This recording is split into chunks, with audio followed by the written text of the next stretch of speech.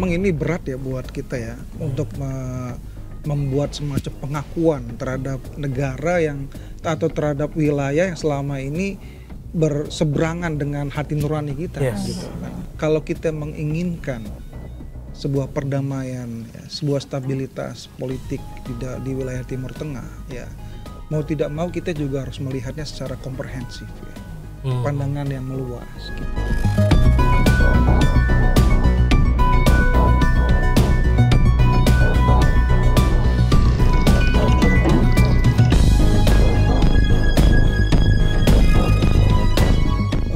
Kita menginginkan juga sebuah Palestina yang tidak hanya sebelah ya ada Palestina, tapi di situ Palestina bersedampingan dengan Israel di sana gitu kan. Sebaiknya Indonesia juga mulai memimpin gerakan untuk menekan Israel. Yang penting sebenarnya sekarang adalah kita menekan Israel agar mengakui two-state solution ini, mengakui kedaulatan dari Palestina gitu kan.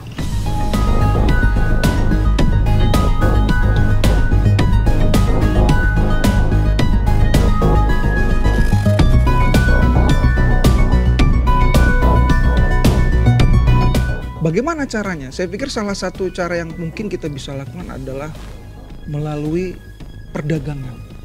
Kita punya hubungan ekspor atau kita punya perdagangan dengan Israel, dan ternyata beberapa negara yang juga punya hubungan baik dengan kita ya seperti Brazil, China itu ternyata top 10 market ekspor gitu.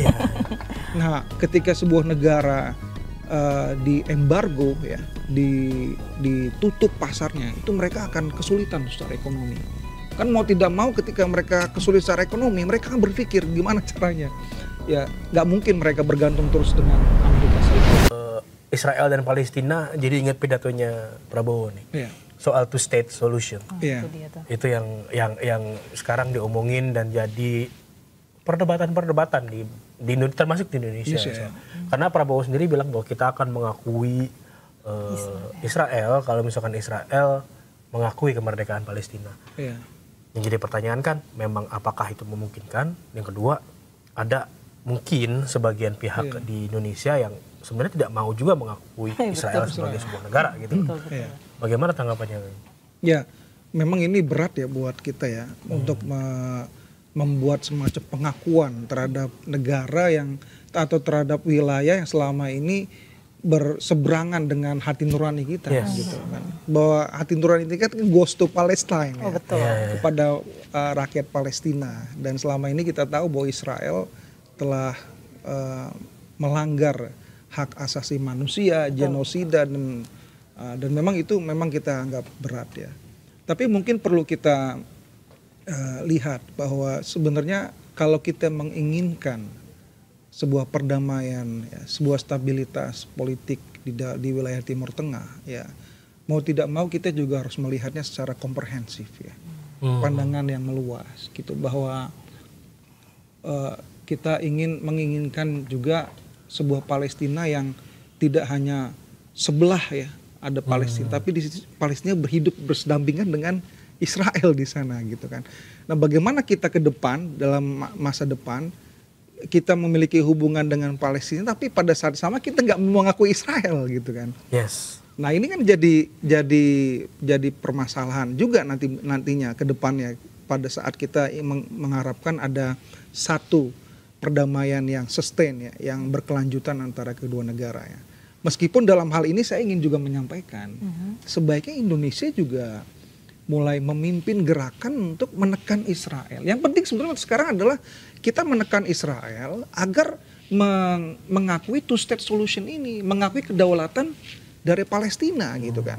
Jadi kita jangan kehilangan fokus nih, bahwa Indonesia harus fokus dulu agar menekan Israel, mengakui kedaulatan dari Palestina sebagai sebuah negara. Nah, bagaimana caranya? Saya pikir salah satu cara yang mungkin kita bisa lakukan adalah melalui perdagangan. Kita punya hubungan ekspor atau kita punya perdagangan dengan Israel, dan ternyata beberapa negara yang juga punya hubungan baik dengan kita ya seperti Brazil, China itu ternyata top 10 market ekspor gitu. Nah, gimana caranya Indonesia bisa bekerja sama dengan negara-negara, ayo kita stop dulu deh. Untuk menekan Israel agar Israel mau mengakui Palestina. Karena secara tidak langsung ya, saya pikir ketika sebuah negara di embargo ya, ditutup pasarnya, itu mereka akan kesulitan secara ekonomi. Kan mau tidak mau ketika mereka kesulitan secara ekonomi, mereka akan berpikir gimana caranya. Ya nggak mungkin mereka bergantung terus dengan Amerika Serikat. Amerika Serikat juga sekarang sedang mengalami masalah. Sempat shutdown ya. Shutdown sekarang kan. Sempat shutdown. Gitu. Tapi emang ini emang two-state solution itu benar-benar win-win solution buat Palestina dan Israelnya nggak? Ya, syarat mutlak itu Bang. Ya, ini kan nggak ada cara lain.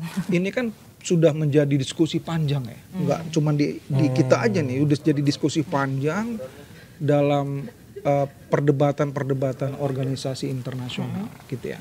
Jadi dan ini bukan baru sekarang, ya sejak zaman Menteri Luar Negeri presiden sebelumnya juga sudah menyampaikan hal yang sama. Seperti misalnya pada saat zaman Menteri Luar Negeri Bu Retno Marsudi juga mengatakan two-state solution. Ya.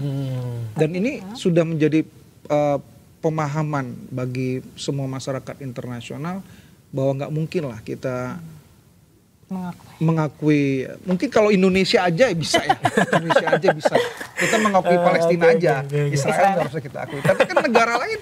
Ya kan? Tapi Indonesia kan menawarkan tadi, kita akan mengakui Israel, kalau Israel mengakui Palestina. Itu jadi bumerang nggak sih Bang nantinya ke Indonesia sendiri dengan persyaratan yang dia umumkan sendiri gitu kan. Dia bikin agenda sendiri, tahu-tahu jadi bumerang. Gitu. Ya saya pikir kalau Indonesia itu dalam perjalanan politik internasional kita ya, kita selalu mendapatkan posisi yang baik dan positif ya. Ya karena semua elemen di dalam negeri, baik itu legislatif maupun eksekutif ya, tentunya saling memberikan masukan dalam konteks perumusan kebijakan luar negeri tadi. Jadi kalau dikatakan apakah ini menjadi bumerang, saya pikir mungkin itu potensi itu kecil lah ya, karena ada tapi kecil. Tapi kecil. Tapi ingat bahwa yang penting Palestina dulu gitu ya. Palestina dulu kita upayakan, kita fokus dulu dan semua ini kan dilandasi oleh niatan mengakui Israel. Kita pikirkan belakangan. Iya, belakangan lah. Kita fokus dulu. Artinya kita bingung sendiri. Iya, jangan sampai kita terpecah nih konsentrasi kita. Ya fokusin kan? Konsolidasi ke satu titik dulu. Satu titik dulu. Baru nanti kalau udah tercapai, kita nego lagi. Kita nego lagi. Nggak jadi gitu. Iya, benar. Ini kita mau bacain dulu nih komen-komen dari netizen, baik banget ternyata yang nonton. Iya. Dari Dev Dips, sukses terus Mas Andi. Waduh, udah fans ini. Wah, luar biasa Mas. Terus kedua dari Kroten Amen. Israel yang mau gugat Indonesia karena atlet senamnya tolak masuk sini. Nah, ini ngomong gitu tuh. Ini juga bagian ini juga dari lagi rame nih. Negosiasi two-state solution itu kan. Betul. Karena kalau misalkan Israel tidak mau mengakui Palestina, banyak juga atlet ataupun pejabat dan lainnya tidak bisa masuk negara lain dengan bebas gitu loh. Betul. 159 negara kan. 159 negara ditolakin mau kemana gitu loh ini Israel gitu kan. Ini bisa jadi negosiasi juga kan. Kayak gitu tuh. Iya, artinya tadi saya bilang bahwa banyak instrumen-instrumen yang bisa kita lakukan, kita gunakan untuk menekan Israel. Tadi mulai embargo perdagangan ya, bahkan Uni Eropa kan juga sudah mempersiapkan itu sebenarnya. Bagaimana mempersempit ruang ekonomi, kerjasama ekonomi dengan Israel gitu, untuk menekan Benjamin Netanyahu ya. Dan jangan lupa juga, kalaupun nanti ini terjadi perdamaian, soal genosida, soal pelanggaran hak asasi manusia ini tetap harus kita kejar. Betul, setuju. Harus kita tetap kejar. Itu yang paling penting genosida. Betul. Ya, artinya bahwa Israel Palestina boleh damai, tapi masalah hukum, isu-isu kemanusiaan tetap kita harus tegakkan gitu. Iya.